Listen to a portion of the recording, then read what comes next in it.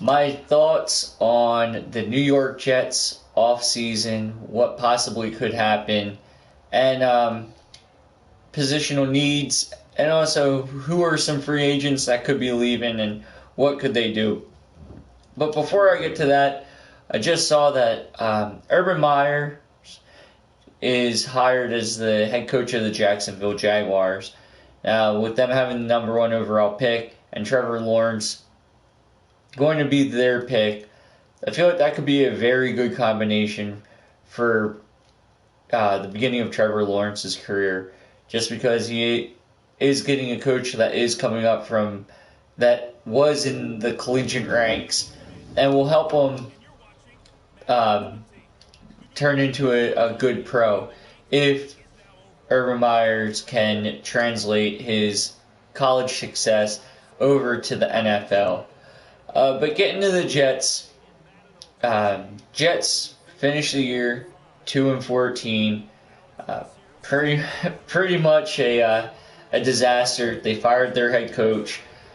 There is talk of them picking up Doug Peterson after he was fired by the Philadelphia Eagles. Wouldn't be a bad choice of a head coach. He is known as being a player's coach, so that would be a benefit. Going into this offseason, I have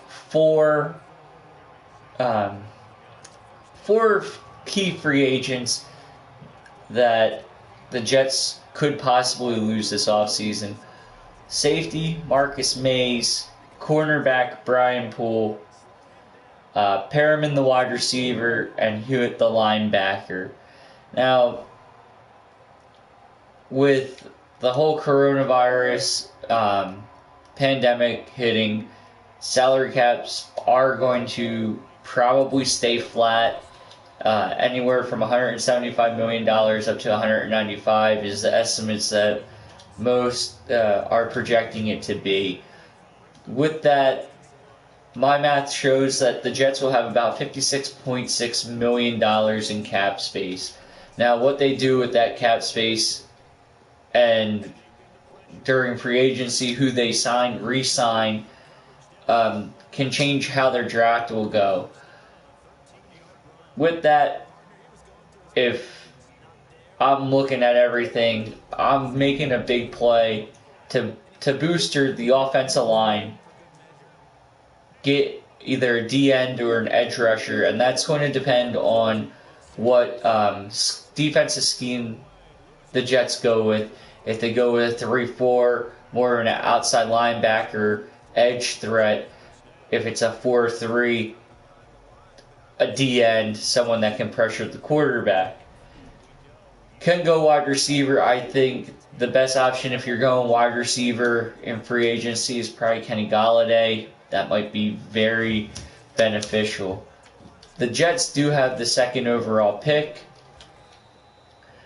and the Seattle Seahawks pick that is, I believe, 2021.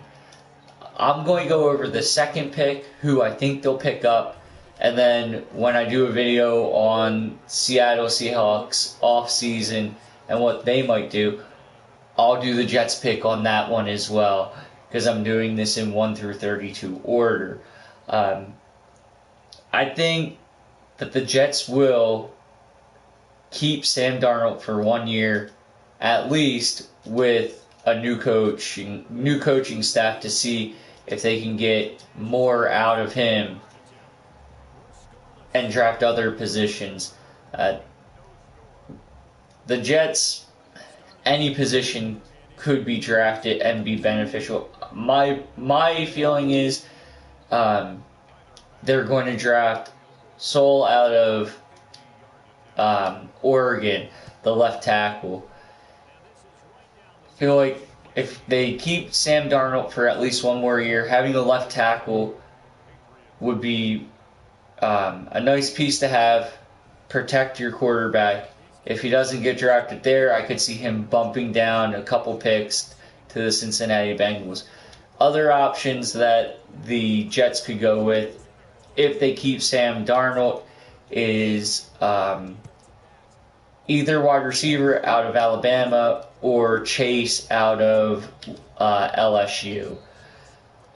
Wouldn't be a bad choice, but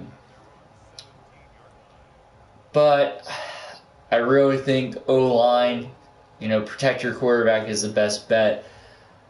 Now with Fields out of Ohio State, the quarterback having such a good year and fought hard during the championship game, his value did go up. But the only thing with top tier collegiate schools in football, most of the time you don't trail. Like, that was one of the first times that he's trailed all year. And watching the game, he did a good job. He was injured.